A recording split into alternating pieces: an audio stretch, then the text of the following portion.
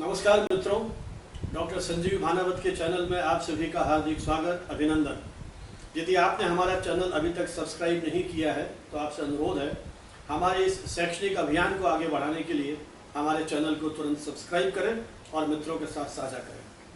आज हमारे एक मुलाकात कार्यक्रम में हम आपको एक ऐसे युवा उद्यमी, यूथ एंटरप्रेन्योर से मिलवाने जा रहे हैं जिन्होंने राजस्थान के नागौर जिले के छोटे से गांव बोरावड़ से अपनी शैक्षणिक यात्रा शुरू की।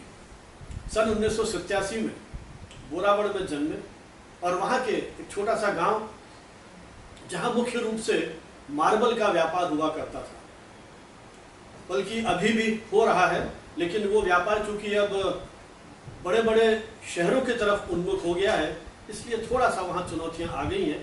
लेकिन एक छोटा सा गांव जहाँ बहुत अधिक साधन सुविधाएं नहीं, वहाँ के एक विशुद्ध ग्रामीण सरकारी स्कूल में रह करके आपने अपनी पढ़ाई की और उसके बाद IIT कानपुर से अपना ग्रेजुएशन करके फिर हांगकांग और सिंगापुर जैसे देशों में अंतर्राष्ट्रीय कंपनियों के साथ आप काम कर रहे हैं।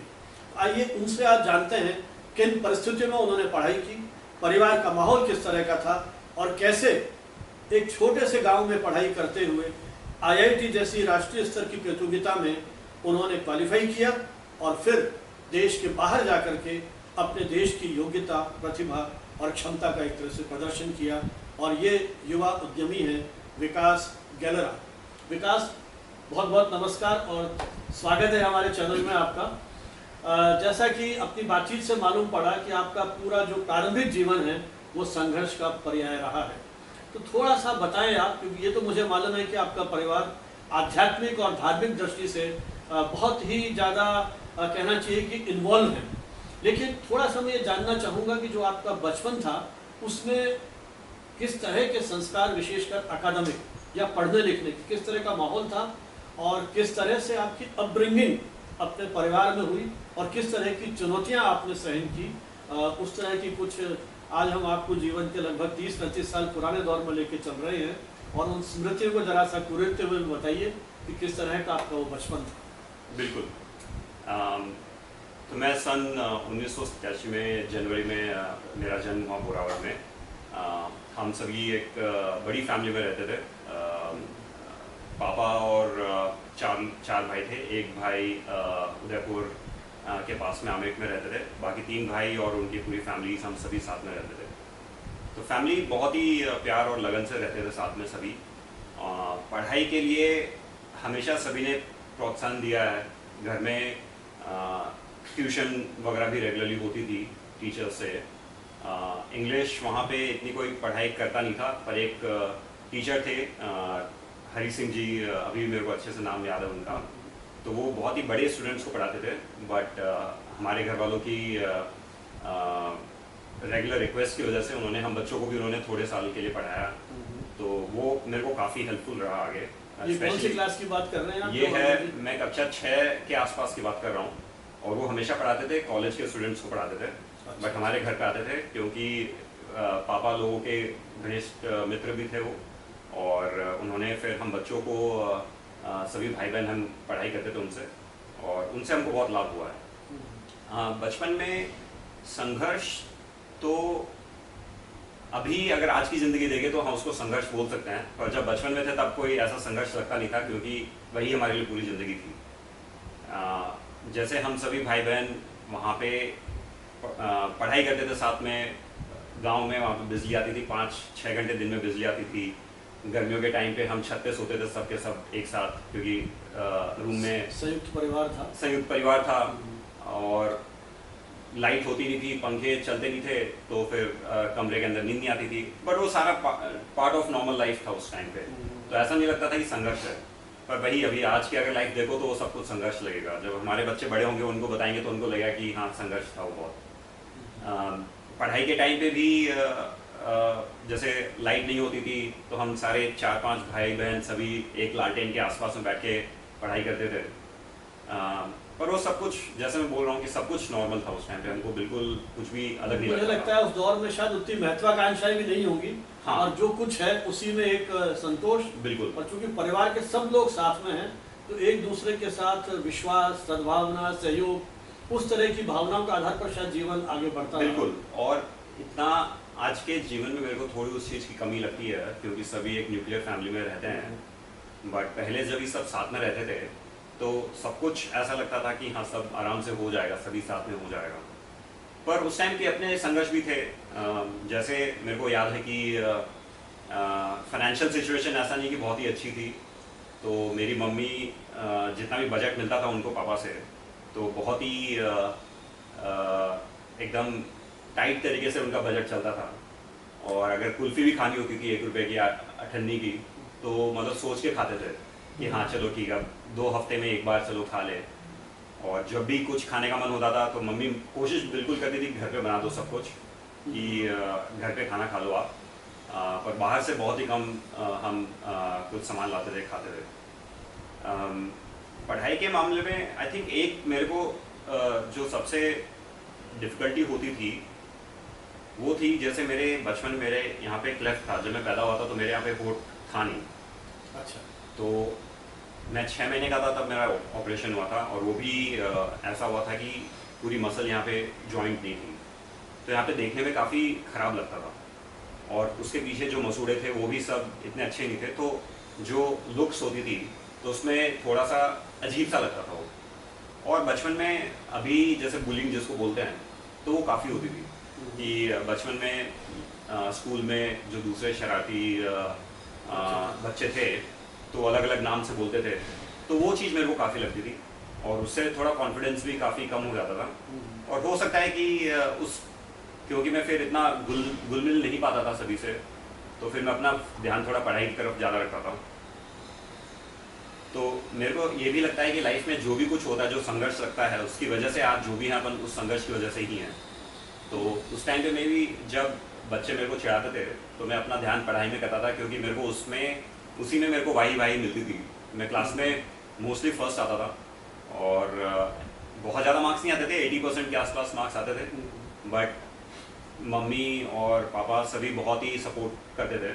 लेकिन विकास, जैसा आपने कहा कि जब 6th-7th क्लास में आप आए और अंग्रेजी सीखने की या अंग्रेजी में पढ़ाई करने की, ट्यूशन करने की आपको प्रेरणा मिली, या पेरेंट्स ने कहा, तो वो क्या कारण थे? उस समय कहीं आपके मन में ये बात थी कि आने वाले समय में अंग्रेजी भाषा की प्रधानता हो गया, मैं अंग्रेजी अभी से सीखनी चाहिए? मैं सच बोलूँ तो मेरे को ऐसा कुछ भी पता नहीं था। ये सब मेरे पापा ने उनका था कि बच्चों को पढ़ाई करनी है। इनफैक्ट मेरी बड़ी सिस्टर सपना दीदी, तो वो भी पढ़ाई में बहुत अव्वल थी, और पापा ने बहुत ही सपोर्ट किया उनको भी पढ़ाई करने का। और वो भी शायद पहली लड़की थी जो हमारे गांव के बाहर पढ़ने, मतलब हमारे घर में से, वो जयपुर कनोडिया कॉलेज में पढ़ी थी वो। तो मेरे पापा ने ही हमेशा कहा है कि हाँ, ये आपको पढ़ना है, आगे करना है, नहीं करना वो अलग बात है, बट पढ़ाई में जितना हो सकता है उतना करो। और टीचर, एक उनके दोस्त थे वो, जो हरी सिंह जी का मैंने आपको नाम लिया था, तो उनको इंग्लिश उस समय में, अभी तो सबको इंग्लिश बोल देते हैं, आई थिंक उस समय में काफ़ी मुश्किल होता था, ऐसे लोग मिलते नहीं थे कि जो इंग्लिश बोलते थे। तो उस समय उनको, पापा को मेरे लगता था कि इंग्लिश आनी चाहिए, और कम से कम अच्छे से लिखना या फिर पढ़ना, ये सब कुछ होना चाहिए। पर सरकारी स्कूल में जिसमें थे, उसमें हमको इंग्लिश भी हिंदी में पढ़ाते थे। तो स्कूल में तो वो, और जो मैं टीचर का नाम बोल रहा हूँ, वो वहाँ पे बोराड में पढ़ाते ही नहीं थे, वो कोई दूसरे कॉलेज में जाते थे पढ़ाने। तो स्कूल में इतनी इंग्लिश कोई पढ़ा नहीं पाता था, तो इसलिए ट्यूशन और जो बिल्कुल बेसिक कॉन्सेप्ट्स थे इंग्लिश के, जो ग्रामेटिकल चीज़ें जो सिखाई उन्होंने, वो अभी भी मेरे को काफ़ी अच्छे से याद है, पता है। उसी वजह से मतलब थोड़ी काफ़ी चीज़ें आगे आसान हो गई।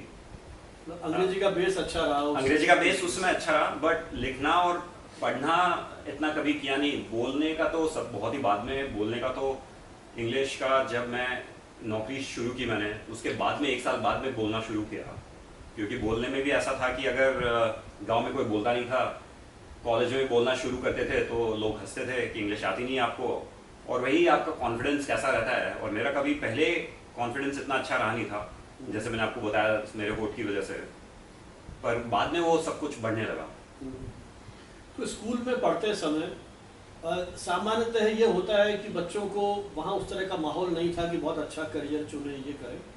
पिताजी का आपका अपना व्यवसाय था, जॉइंट फैमिली रहते थे आप, तो क्या आपके मन में भी कभी करियर को लेके कोई विचार उठा, या यही सोचते रहे कि अपन पढ़ाई कर लेते हैं, अल्टीमेटली तो पिताजी का व्यवसाय संभालना है?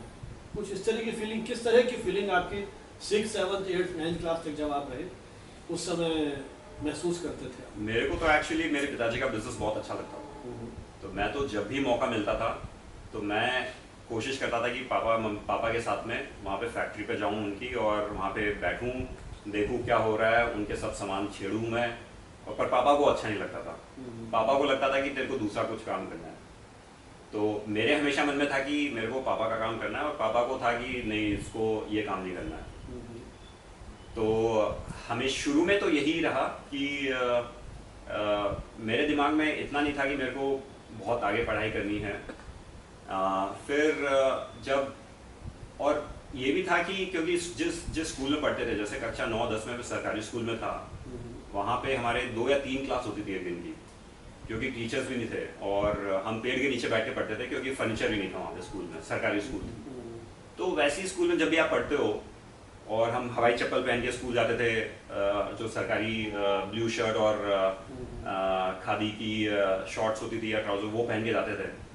तो जब पूरे माहौल में वैसे रहते हो तो आपके इतने एस्पिरेशंस होते नहीं आपके कि हाँ आप, और लगते हो कि आप बहुत छोटे हो वैसे, तो जो चीज़ सामने आ रही है वो करते जाते हो। तो मेरे साथ में एक बहुत अच्छी चीज़ें हुई। मेरे जो कज़न भैया हैं, तो उन्होंने, वो आईआईटी की तैयारी कर रहे थे उस टाइम पे। इनफैक्ट वो भी आईआईटी की भी नहीं, वो तो पीईटी की तैयारी करने कोटा गए थे। फिर उन्होंने आईआईटी की, किसी ने बोला कि आईआईटी की तैयारी कर लो उनको, तो उन्होंने वो शुरू की और उनका सिलेक्शन हो गया। फिर लेकिन जब आपके ब्रदर आईआईटी की तैयारी कर रहे थे उस समय आप कौन सी क्लास में थे? तब मैं 8-9 में था उस टाइम पे। उस समय जो आपको ऑप्शनल सब्जेक्ट लेने पड़ते हैं वो शायद 11th में लेने पड़ते थे। हाँ, 11th में +2 वाली स्कीम में। हाँ। तो फिर उन्हीं से प्रेरित होकर के आपने साइंस ली? क्योंकि मेरे मन में जिज्ञासा थी कि जब आप बिजनेस की सोच रहे थे तो साइंस क्यों ली, कॉमर्स या आर्ट्स में क्यों नहीं गए? आई थिंक उस समय में सब कुछ ये होता था कि अगर आप क्लास में नंबर 1 आ रहे हो तो आपको साइंस मैथ्स ही लेते हो। जैसे बायोलॉजी तो हमारे थी नहीं वहाँ पे आसपास में कहीं पे, तो बायोलॉजी का तो इतना कभी आता ही नहीं था। और ये होता था कि जो क्लास में फर्स्ट आता है वो साइंस ही लेता है। और खैर उस समय की सोच ही अलग थी, जैसे जो बच्चे नहीं पढ़ते हैं वो आर्ट्स लेते थे, जो कि बिल्कुल गलत रवैया आर्ट्स की तरफ। पर हमेशा रवैया वही होता था कि जो फर्स्ट आएगा वो साइंस लेगा। तो उस समय साइंस, एक तो अनिल भैया ने, मेरे जो भैया हैं आईआईटी बॉम्बे जिन्होंने वो जहाँ गए थे, तो उन्होंने साइंस मैथ्स ली थी। तो और जो भी बड़े भैया होते हैं वो भी पढ़ाई में बहुत अच्छे थे ऑफ कोर्स। तो हमेशा आप उनसे इंस्पायर होते हो, तो वही देख के मेरे को भी वही इंस्पिरेशन थी। पर मेरे 10th में सबसे कम मार्क्स, मेरी मैथ्स काफ़ी अच्छी थी बट सबसे कम मार्क्स मेरे मैथ्स में आए थे 10th में। अच्छा, वो तो इंटरनल एग्जाम था स्कूल का? नहीं, 10th की बोर्ड में। अच्छा, बोर्ड का? 10th की बोर्ड में मेरी मैथ्स एक्चुअली काफ़ी अच्छी थी, और बाद में आईआईटी के एग्जाम में मेरे मैथ्स में बहुत अच्छे नंबर आए इंडिया लेवल पे। पर मेरे 10th में इतने अच्छे मार्क्स नहीं आए। पर फिर भी मतलब मैंने उस चीज़ को तो अनदेखा किया कि पता है मेरे को आती है मैथ्स, तो फिर मेरे को करना है, तो इसलिए साइंस मैथ्स ली। फिर आपने साइंस में जो पढ़ाई की उसमें कहीं कोई दिक्कत नहीं आई? कि उस समय तो शायद ज़्यादातर जो पुस्तकें थी वो अंग्रेजी माध्यम में ही होंगी ना, या हिंदी की पुस्तकें ही थी? नहीं, तो मैं कक्षा 11 में तो 10th तक मैं हिंदी मीडियम में था, और 11th में मैं फिर ये लाला कमलापत सिंघानिया एजुकेशन सेंटर स्कूल है गोटन में, तो वहाँ पे 1 साल के लिए गया था मैं, क्योंकि मेरे अनिल भैया भी वहाँ पे 2 साल पढ़े थे। तो उनके लिए वहाँ पे मीडियम चेंज करना हिंदी से इंग्लिश काफ़ी ईजी था।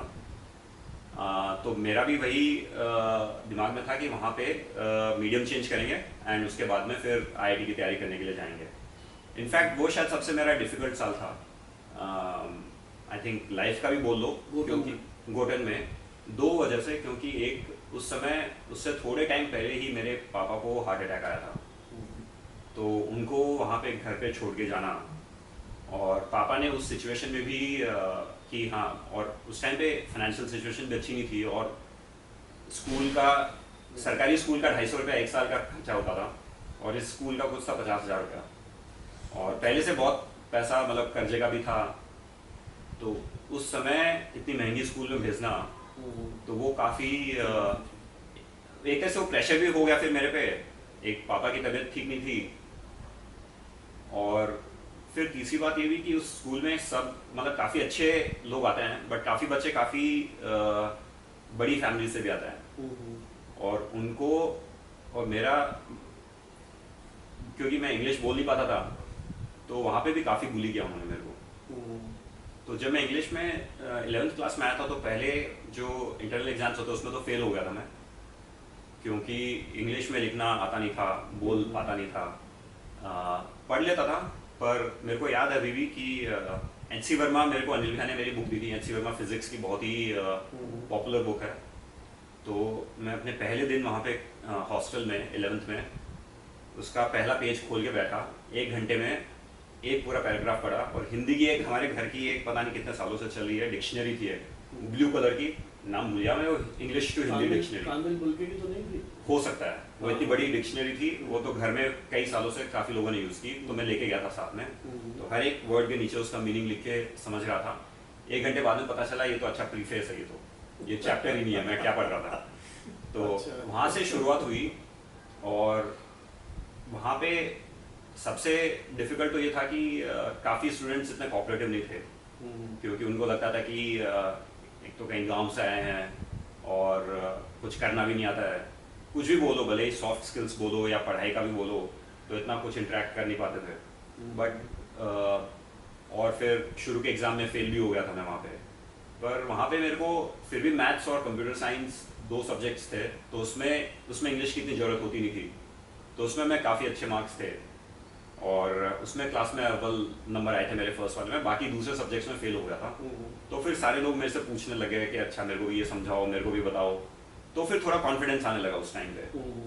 और दूसरी चीज़ ये भी थी कि जो भी आप जैसे लोग मिलते हैं वहाँ पे, जैसे और भी दूसरे हिंदी मीडियम वाले स्कूल के लोग थे, तो सभी का हमारा ग्रुप बन गया था, क्योंकि सभी एक ही दशा से निकल रहे थे एक तरह से, मनस्थिति सभी की, हाँ सभी एक तरह की थी।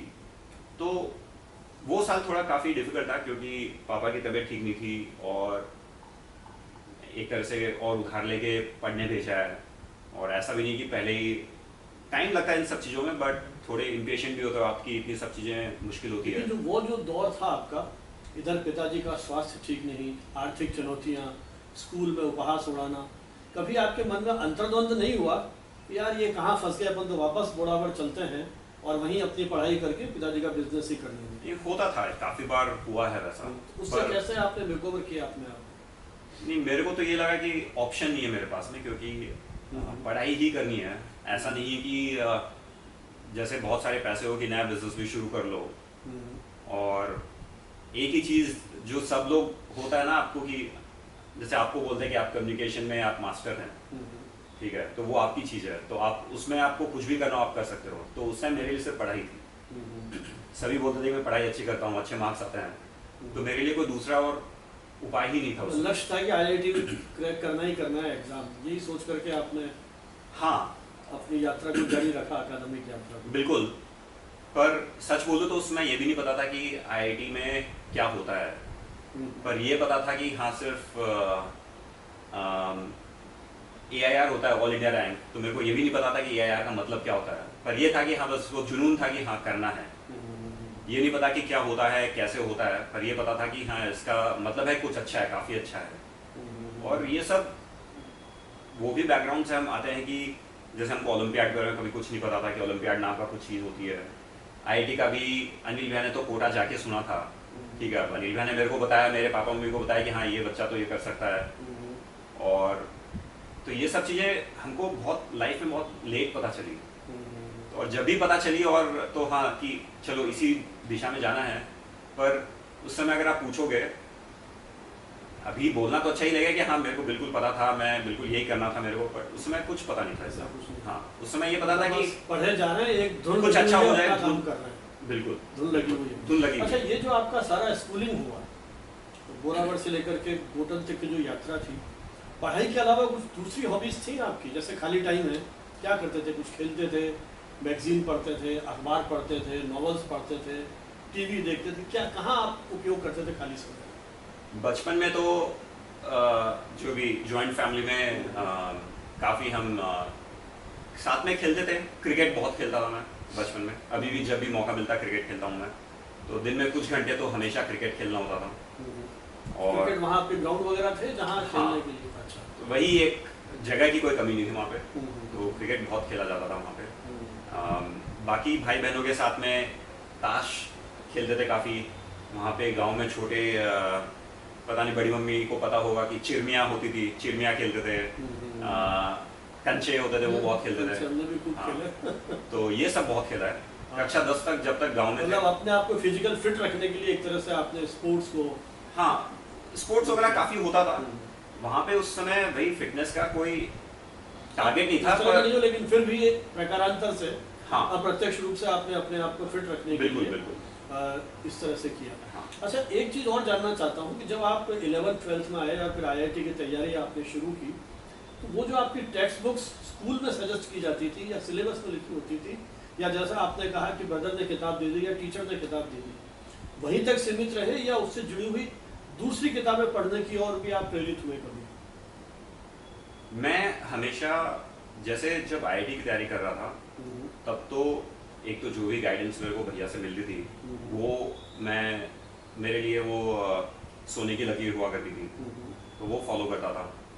और दूसरा, जब भी कोई इंटरेस्टिंग बुक्स जैसे एक फिजिक्स की एक इरोडोव की बुक आती है, काफ़ी पॉपुलर बुक है, तो जो भी अच्छी बुक्स के बारे में सुनता था तो बुक्स मेरे पास में होती थी। तो फिर सभी विद्यार्थी पढ़ते होंगे वो किताबें? तो सभी विद्यार्थी पढ़ते हैं पर सभी को पूरा लगन लगा करके कई विद्यार्थी होते हैं जो बुक्स खरीद के रखते हैं, पर मैं फिर बुक्स में पूरा घुस जाता था अच्छे से और हर एक चीज़ को समझने की कोशिश भी करता था। मनोयोग से पढ़ते थे और नोट्स बनाते थे? बिल्कुल बिल्कुल। नोट्स वगैरह बनाने की आदत थी आपकी उस समय? हाँ, नोट्स बनाने की आदत थी। अब देखिए, जब मैं कोटा गया था तो दिन में मान लीजिए 15 घंटे से 16 घंटे कम से कम पढ़ाई होती थी।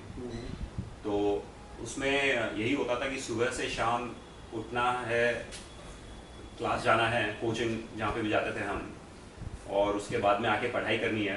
तो सारा रिवीजन करना, सारे नोट्स बनाना, और नोट्स भी ऐसे बनाओ कि फिर वापस एग्ज़ाम के एक हफ्ते पहले क्या रिवाइज करना है। तो सब कुछ वो सब पूरी लाइफ ही विकास, ये बताओ, आजकल जो कोचिंग इंस्टीट्यूट है इनको लेकर के काफ़ी पक्ष विपक्ष में अखबारों में भी छप रहा है, आए दिन बहस होती है। और कोटा में तो पिछले कुछ महीनों में 15-20 बच्चों ने आत्महत्याएं कर दी, क्योंकि आप स्वयं उस माहौल में रहे, लगभग साल भर रहे होंगे वहाँ पर। मैं 1.5 साल रह करके आपने पढ़ाई की। तो क्या लगता है आपको उस माहौल में कि क्या इतने टेंशन में बच्चे रहते हैं कि उनको मजबूर होना पड़े इस तरह की उसमें करने पर? मतलब बिल्कुल टाइम नहीं मिलता उनको मनोरंजन के लिए या अपने लिए?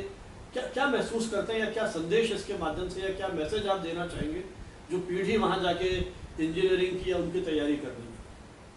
तो जब मैं कोटा गया था तब इतनी आत्महत्या उस समय में तो नहीं होती थी, पर मेरे को लगता है कि हर कोई कॉम्पिटिटिव एग्ज़ाम जब भी होता है तो स्ट्रेस तो बहुत होता ही है, पर सबसे बड़ा फैक्टर होता है फैमिली सपोर्ट का।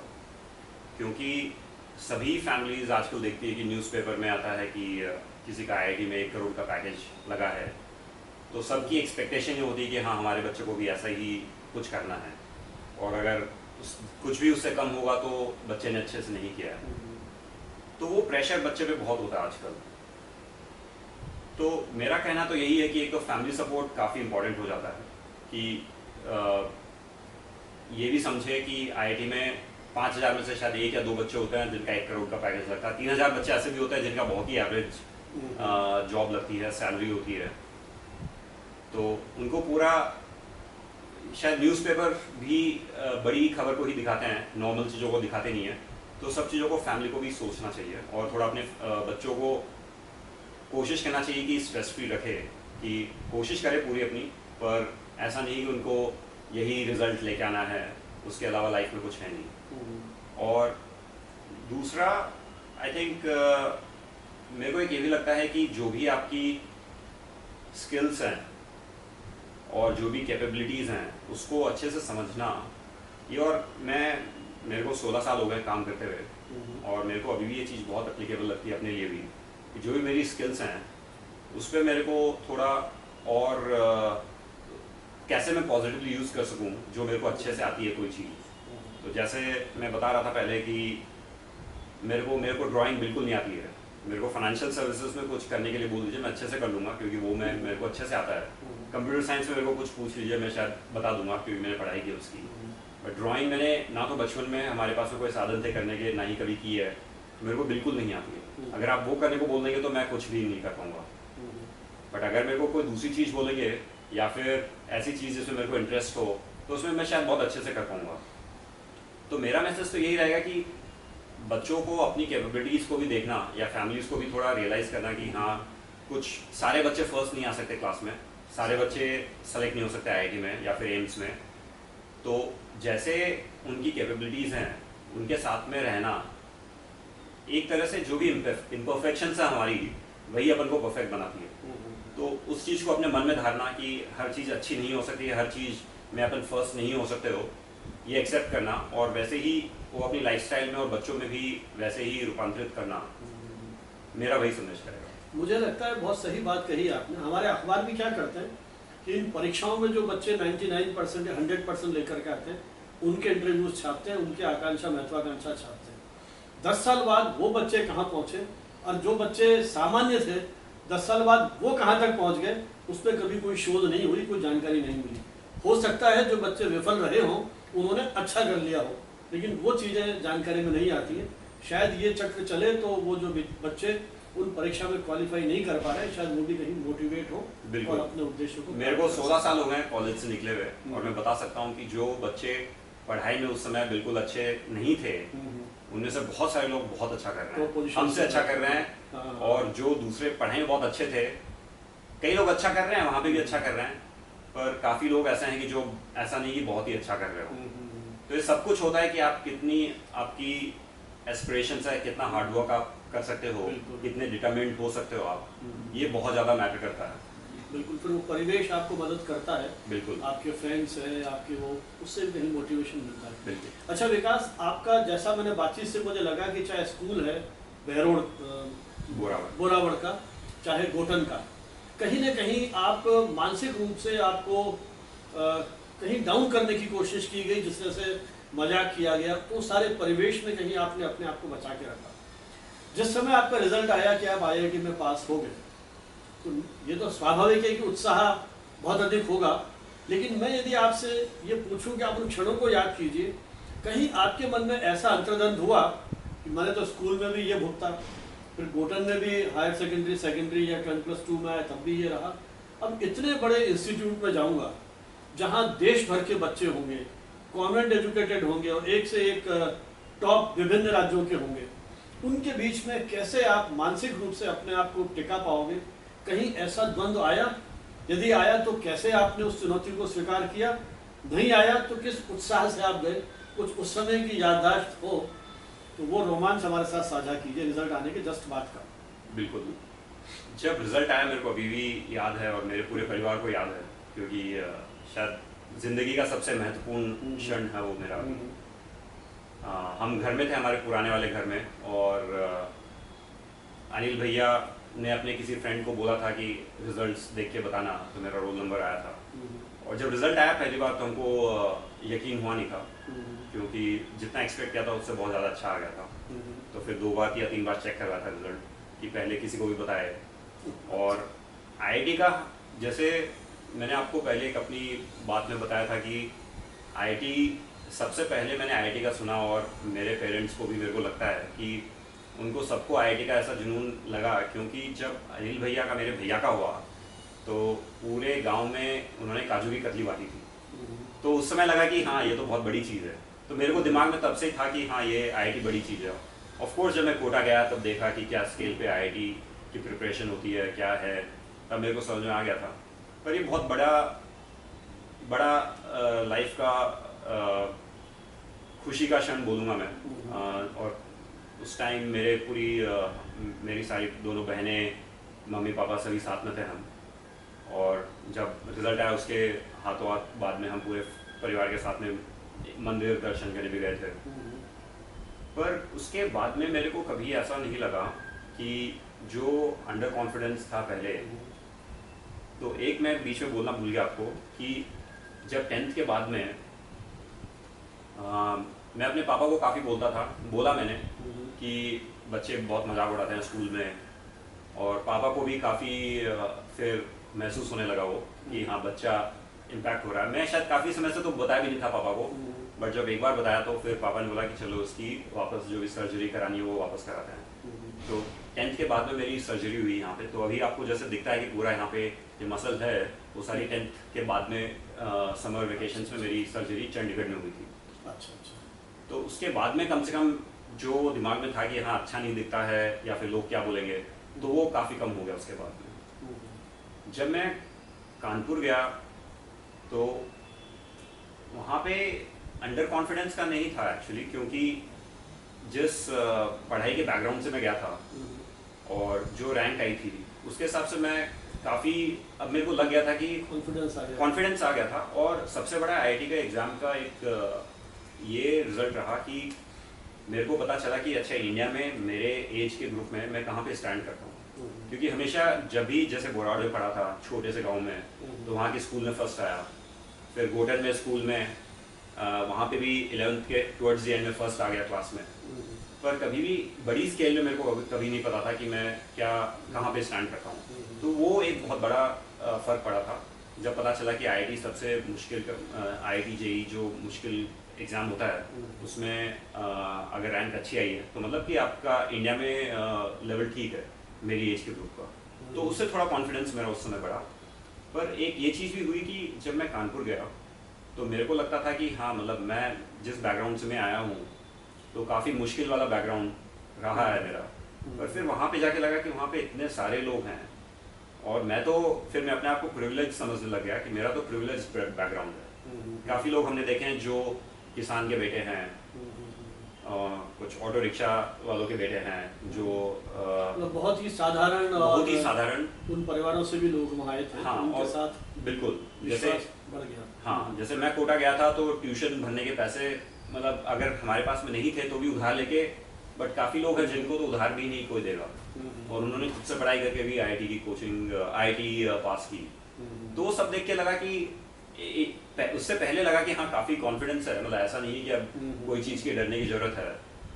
पर एक ये भी लगा कि वैसी आईआईटी की जगह पे जहाँ पे पूरे देश से लोग आते हैं तो आपको भिन्न अभिन्न तरीकों के लोग, अनुभव, सब कुछ होता है। और फिर आपको लगता है कि ऐसा नहीं कि आपकी कहानी बिल्कुल साधारण है या फिर असाधारण है, बट फिर ये लगता है कि आपको इंस्पिरेशन के लिए सिर्फ खुद में नहीं देखना, आपको बहुत आसपास में हर कोई एक इंस्पिरेशन होती थी।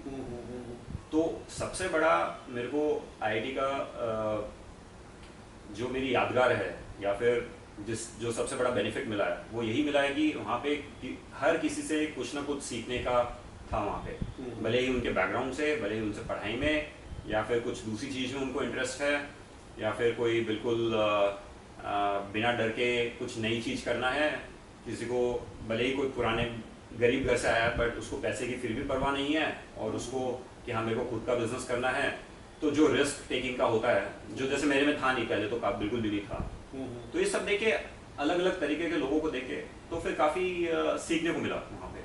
अच्छा, आईआईटी में आपने कंप्यूटर साइंस की पढ़ाई की, और जैसा आपने बताया कि स्कूल टाइम में तो आपका स्पोर्ट्स का शौक रहा, लेकिन जब आईआईटी में रहे तो अलग अलग कल्चर के, अलग अलग स्टेट के लोग आपको मिले, तो वहाँ रह कर के आपके पर्सनैलिटी में कोई नए तरह की हॉबीज़, म्यूज़िक है, फिल्म देखना है, या कोई और इस तरह के कहीं उस तरह की हॉबीज़ डेवलप हुई, या केवल पढ़ाई में लगे रहे आप? नहीं, पढ़ाई में तो पढ़ाई काफ़ी इम्पोर्टेंट होती थी मेरे लिए, पर उसके साथ में जो भी दोस्त थे आसपास में, तो हमारी जो विंग होती थी जिसमें हम 20 से 25 लोग होते थे, तो उन सब में काफ़ी घनिष्ठता थी हमारी सभी दोस्तों में। तो बस सभी साथ में घूमते फिरते थे, मूवीज़ साथ में देखने होते, मूवीज़ देखते थे, किसी एक के रूम में बैठ के मूवी देख रहे हैं या फिर कोई टीवी सीरीज़ देख रहे हैं। तो ज़्यादा समय ऐसा नहीं था कि मूवी देखने का है, बट ज़्यादा समय था कि दोस्तों के साथ में गुजारने का। तो उसमें काफ़ी पर्सनालिटी में चेंज, तो वहाँ पे काफ़ी एक्सपोजर मिलता है और अलग अलग तरीके के लोग आते हैं। और फिर जैसे पहली बार मेरे को याद है कि मेरे एक फ्रेंड की सिस्टर, वो भी आईआईटी कानपुर की थी उस समय, तो वो यूएस गई थी अपनी इंटर्नशिप करने। तो उस समय तो मेरे को ये भी पता नहीं था कि पॉसिबल भी है इंडिया के बाहर जाना, कि मतलब पढ़ाई की वजह से तुम इंडिया के बाहर भी जा सकते हो। तो ये सब कुछ एक्सपोजर पहली बार वहाँ पे जाके मिला सेकंड ईयर में। वो फर्स्ट ईयर में भी नहीं, बट सेकंड ईयर में कि हाँ शायद आप इंटर्नशिप कर सकते हो, बाहर जा सकते हो, तो बहुत बड़ी बात थी। फिर ऐसा लगा कि अच्छा मतलब जैसे गांव से निकल के, कोटा से निकल के आईआईटी में आए, तो फिर लगा कि इंडिया के लेवल पे कुछ चीज़ें कर सकते हो। तो फिर वहाँ पे आईआईटी में कुछ समय बाद में लगा कि अच्छा तुम दुनिया के लेवल पे कुछ काम कर सकते हो। तो पहली बार आपके मन में कब आया कि मुझे विदेश जाके नौकरी करनी है? कुछ उस तरह की कोई कल्पना की या अनायास ही मौका मिला और चले गए? नहीं, मेरे कभी दिमाग में ऐसा नहीं था कि विदेश जाके नौकरी करनी है। मेरे को फाइनेंस इंडस्ट्री में काफ़ी इंटरेस्ट था। मैंने कंप्यूटर साइंस पढ़ी थी, पर थोड़ा हमारे फैमिली का पैसा स्टॉक मार्केट में लगा था, तो स्टॉक मार्केट को मैं काफ़ी फॉलो करता था उस टाइम पे। तो ये भी अजीब एक बहुत ही इंटरेस्टिंग चीज़ है कि क्योंकि उस समय जो कुछ हुआ कि स्टॉक मार्केट में इन्वेस्टेड थे, उसकी वजह से मेरा इंटरेस्ट बढ़ा, और उसकी वजह से आज मैं जो कर रहा हूँ वो सब उसकी वजह से है। तो आपने सवाल क्या पूछा? मतलब विदेश जाने का सपना कब देखा? अच्छा, तो विदेश जाने का सपना मैंने कभी नहीं देखा था। मेरा इंटरेस्ट स्टॉक मार्केट में था, तो मैंने फाइनेंस की जो कंपनीज आई थी उसमें अप्लाई किया था। मेरे पास में 2 ऑफर थे, एक जेपी मॉर्गन का था और एक क्रेडिट स्विस का था। इनफैक्ट क्रेडिट स्विस मेरे को 30% या 40% ज़्यादा पे कर रहा था। फिर भी मैंने जेपी मॉर्गन ज्वाइन किया, क्योंकि वो थोड़ा टेक्नोलॉजी रोल था और ये थोड़ा फाइनेंस का रोल था। और भैया लोग, अनिल भैया, उनसे सबसे कंसल्ट करके तो कम सैलरी वाली जॉब ली उस समय पे। और आज लकीली जेपी मॉर्गन सबसे बड़ा बैंक है, क्रेडिट स्विस एग्जिस्ट भी नहीं करता, आज बैंक मर्ज हो गया है। तो जब मैंने ज्वाइन किया, बॉम्बे ऑफिस ज्वाइन किया था, तो वहाँ जाके पता चला कि अच्छा जो काम में मैं इन्वॉल्व हूँ उसकी इंडस्ट्री इंडिया में है ही नहीं। तो मैं सपोर्ट करता था, मेरा काम भी ये था कि थोड़ा सपोर्ट फंक्शन का रोल था। जो हांगकांग में टीम बैठती थी वहाँ उन लोगों को मैं सपोर्ट करता था, क्योंकि मेन सारी industry Hong Kong, Singapore, Japan, London, New York यहाँ पे थी। इंडिया में अभी भी, आज भी जो मैं बिज़नेस करता हूँ उसका इंडिया में बिल्कुल भी काम नहीं है। जब मैंने नौकरी शुरू की और जब मेरे को पता चला कि अच्छा अगर आपको सेंटर ऑफ फाइनेंस वर्ल्ड होना है, जो मैं करता हूँ, इक्विटी डेरिवेटिव्स करता हूँ, तो उसके लिए इंडिया में कोई ज़्यादा स्कोप नहीं है। तो फिर मैं, और वैसे भी सपोर्ट फंक्शन में था, एक नेचुरल स्टेप होता है कि फ्रंट ऑफिस रोल में जाना है। वहाँ पे आपकी रिस्पॉन्सिबिलिटीज़ बहुत ज़्यादा होती है, प्रेशर ज़्यादा होता है, रिस्पॉन्सिबिलिटीज़ ज़्यादा होती है, बट रिवॉर्ड्स भी ज़्यादा होते हैं फिर। तो वहाँ से मेरे को पता चला कि जो मेरे को करना है वो यहाँ पे इंडिया में अवेलेबल ही नहीं है। इसलिए फिर मैंने अपने बॉस को बोला, जो मेरा एक हांगकांग में एक मैनेजर था, उसको बोला कि मेरे को आना है। तो उसने बताया कि ऐसे काम करोगे तो आगे प्रोग्रेस हो सकती है। तो वैसे ही फिर मैंने फॉलो किया, लकीली हो गया। फिर आप हांगकांग गए और आप सिंगापुर में हैं। बिल्कुल। हांगकांग और सिंगापुर में काम करते हुए आपको बहुत अवसर मिले कई देशों में घूमने का, और वहाँ प्रोफेशनल और पर्यटन दोनों दृष्टि से आपने उन चीज़ों को देखा। तो लगभग कितने साल से हैं विदेश में आप? तो मैं 2011 से हांगकांग में था, लगभग 13 साल हो गए। 12-13 साल 13 साल हो गए। हाँ। तो इन 12-13 साल की जो आपकी यात्रा विदेश की है और हिंदुस्तान में रह के आपने पढ़ाई की, क्या दोनों के में सांस्कृतिक स्तर पर क्या विभिन्नता लगती है?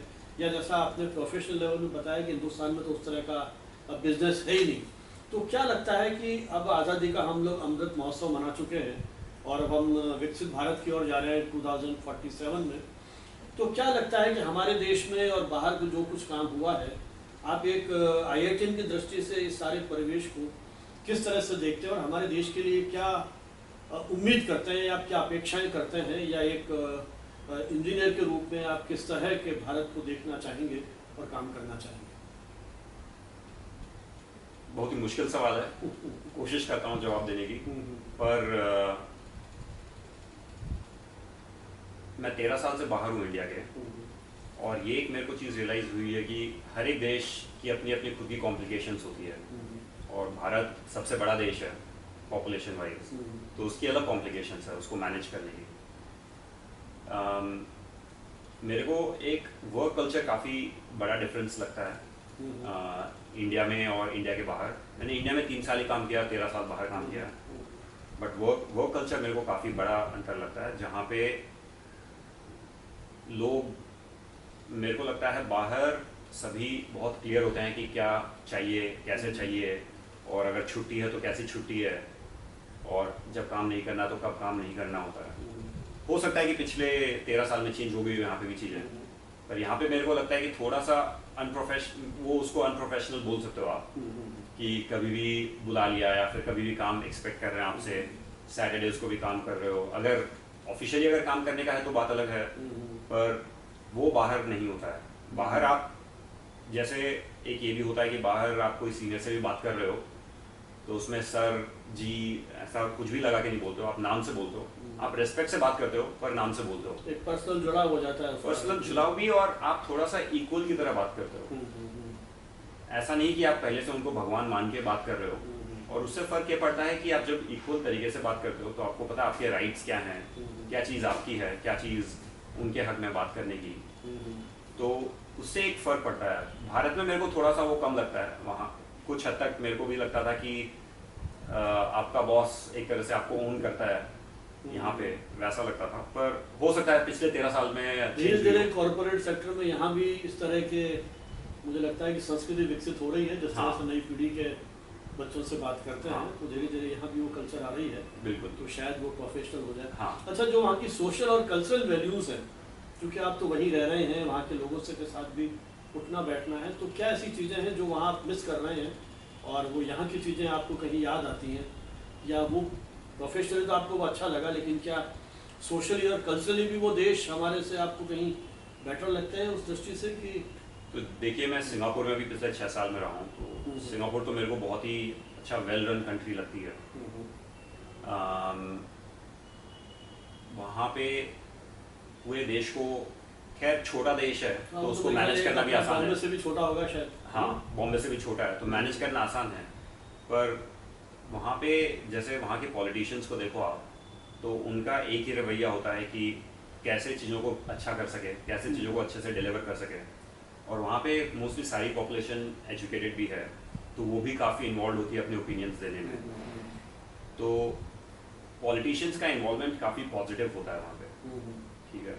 आई थिंक काफ़ी इमर्जिंग मार्केट्स में जैसे इंडिया भी एक हो गया, तो वहाँ पे हर जगह, काफ़ी जगह पे आई थिंक पॉजिटिव हुआ है पिछले कुछ सालों में और डेकेड्स में। बट एक मेरे को पॉलिटिक्स का बहुत बड़ा डिफरेंस लगता है, और कि या तो कुछ काफ़ी सैचुरेटेड या मैच्योर्ड पॉलिटिक्स हो वर्सेस एक इमर्जिंग, और जहाँ पे जैसे कास्ट सिस्टम का वहाँ पे कुछ भी नहीं होता है, बहुत रेयरली होता है। पर इंडिया में आपको वो थोड़ा देखने को मिलता है। हाँ, तो वो चीज़ें बाहर कम देखने को मिलती है। पर बाहर फिर दूसरे इश्यूज भी कुछ कुछ होते हैं, जैसे हांगकांग में थे तो जैसे हांगकांग चाइना का सभी को आपको पता है, सुना है आप लोगों ने, तो उसकी वजह से हांगकांग को इश्यूज हुए हैं। तो ऐसे डिफरेंसेस हैं। अच्छा, ये बताओ विकास, आपने सारी पढ़ाई यहाँ की, आपकी सारी पढ़ाई पे हिंदुस्तान के संसाधन खर्च हुए और आप पिछले 13 साल से विदेश में हैं। क्या कभी ऐसा अनुभव होता है कि जिस देश ने हमको इस योग्य बनाया, जहाँ के संस्थानों में पढ़ कर के हम अपने आप की पर्सनैलिटी को डेवलप किया, कहीं फिर एक बार जा कर के उसी देश की सेवा करें? ठीक है, पैसा कम होगा और चीज़ें नहीं होंगी, लेकिन फिर भी ये देश अपना देश है ना? तो उसमें कहीं इस तरह की फीलिंग आपके मन में, या आपके जो मित्र हिंदुस्तान के हैं, क्योंकि वहाँ रह कर के आपने बहुत सारे हिंदुस्तानियों को भी प्रमोट किया होगा, उनको भी जॉब अपॉर्चुनिटीज़ दिलवाई होंगी, तो उस जो डिलेमा है उसको किस तरह से आप इस समय देखते हैं? अगली पीढ़ी आपकी आ रही है, आपने बताया 2.5 साल की बेटी है, उसको किस तरह से आप आगे बड़ा करेंगे, कैसे इस देश के साथ जोड़ के रखेंगे? कहीं उस तरह की फीलिंग उस युवा विकास के मन में कहीं झकझोरती है, उद्वेलित करती है, या बाहर का जो सुख सुविधा और मैं ये तो नहीं कहूँगा विलासितापूर्ण, लेकिन जो डिसिप्लिन लाइफ है वहाँ की, उसको आप एंजॉय कर रहे हैं? डिसिप्लिन लाइफ तो वहाँ की एंजॉयबल है काफ़ी, पर आप इंडिया का भी काफ़ी कुछ मिस करते हैं, जैसे यहाँ की कल्चर, यहाँ पे फैमिली सारी है, तो वो सब चीज़ें हैं काफ़ी बड़े तरीके से मिस हम करते हैं। स्पेशली कोई फंक्शन होता है, फैमिली फंक्शन होता है, या फिर कोई फेस्टिवल होता है जहाँ पे हम हो नहीं पाते हैं, अटेंड नहीं कर पाते, तो तब काफ़ी लगता है। पर जो संसाधनों का और जो भी देश के हमने इंस्टीट्यूशंस को का लाभ उठाया है, तो आप बिल्कुल सही बोल रहे हैं कि हमने लाभ उठाया और ज़्यादा टाइम यहाँ पे इंडिया में काम नहीं किया है, पर आई थिंक उसकी लॉन्ग टर्म में दो चीज़ें हैं। एक कि इंडिया को भी अपने आप को कॉम्पिटिटिव करना पड़ेगा। मैं अपना पर्सनल भी बता सकता हूँ, और अगर मैं बड़े ब्रॉड तरीके से इस सवाल को देखूँ कि जो ब्रेन ड्रेन होता है उसको कैसे रोक सकते हो, तो इंडिया में भी अपॉर्चुनिटीज़ होनी चाहिए। इंडिया में भी जैसे भी एआई एक आर्टिफिशियल इंटेलिजेंस नया आया है, तो उसकी इंडस्ट्रीज़ को गवर्नमेंट कैसे पुश कर सकती है, कैसे चीज़ें आसान कर सकती है। मैं अपने काफ़ी दोस्तों से बात करता हूँ जो बिज़नेस करते हैं, तो अभी भी वो बोलते हैं कि मुश्किलें काफ़ी होती हैं यहाँ पे बिज़नेस करने में।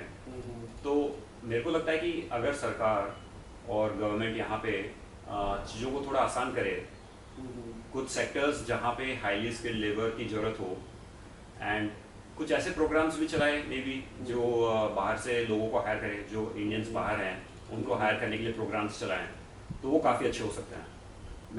अच्छा विकास, अगले 15-20 साल अपने आप को कहाँ देखना चाहोगे? 15-20 साल बहुत लंबा समय है। अपन तो विजन की बात कर रहे हैं, शॉर्ट टर्म की बात ही नहीं कर रहे हैं। हाँ, तो ये होता है ना कि हम अपने इस जॉब में इतना काम कर रहे हैं, ये कुछ हमने कंट्रीब्यूट किया है, तो कई सोचते हैं ना कि एकेडमिक्स में वो सोचता है मैं प्रोफेसर बन जाऊँ, है ना। जो स्टेट एडमिनिस्ट्रेटिव सर्विस का व्यक्ति वो लगता है कि वो आईएएस बन जाए, तो इससे हर व्यक्ति का एक सपना होता है। तो एक तो बहुत नेचुरल होगा कि जो भी काम कर रहे हैं उसमें प्रगति करते रहें, एक वो होता है। पर एक मेरा शायद एक एस्पिरेशन होगी कि कोई सोशल काम की तरफ मैं भी अपने आप को जोड़ूँ।